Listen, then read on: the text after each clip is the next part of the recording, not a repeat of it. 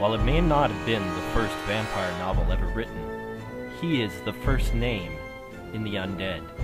He is the King of Kings. He is their god. And while he's evolved over the years and has taken many forms, Dracula has stood the test of time. In 1897, when Dracula was published, Bram Stoker really created a world and a character that reflected the evils of that society. Now, while Dracula has gone through many different appearances, while the mythology may have changed and cinema itself, vampires still to this day reflect the evils of society. It can be said that all vampire films or vampire literature can be broken down into specific evils of society. Let's break them down for you.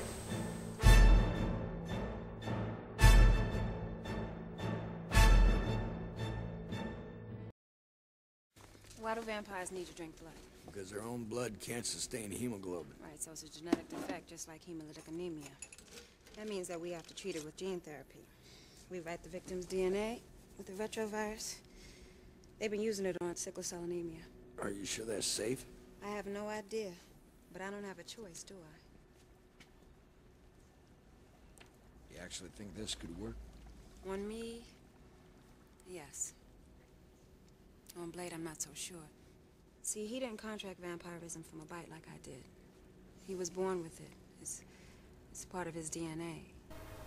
So while the sexual undertones may be rather obvious, you might be wondering how STDs directly apply.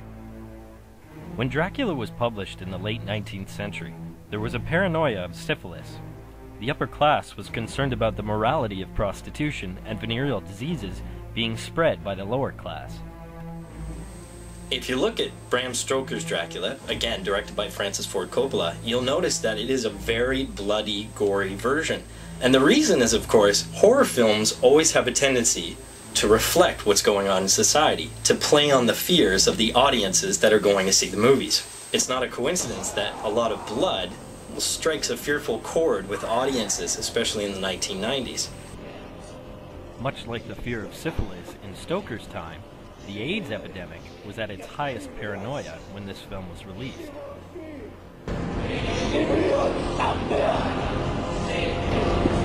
If you look at popular vampire movies in the early 21st century, such as Blade or the Underworld trilogy, they really de-romanticize vampire films. They suck all the romance out of it.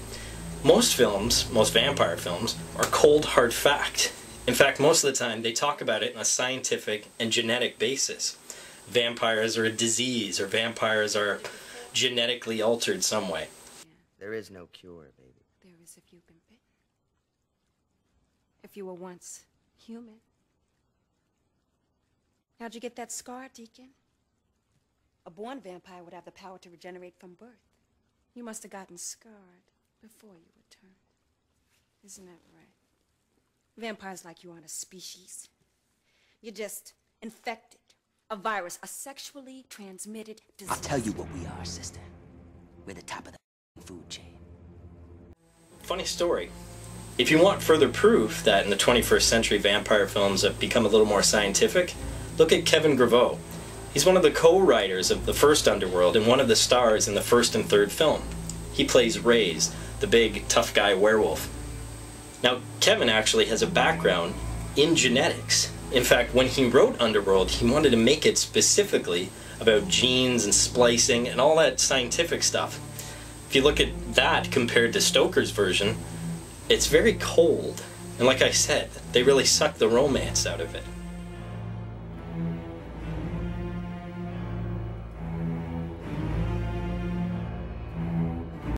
I need lives. I need lives for the Master.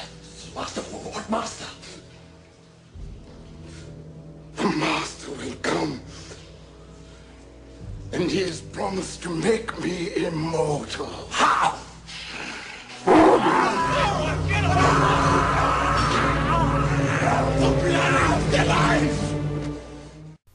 The personification of the addict is best embodied by the character of Renfield.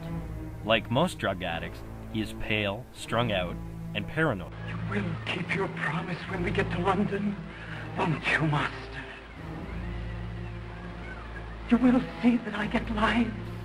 But look closely at the relationship between him and Dracula. Dracula, like most vampires, really epitomizes the dealer.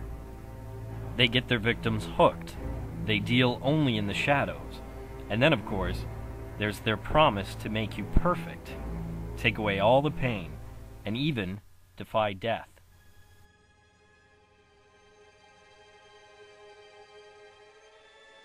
I want some more.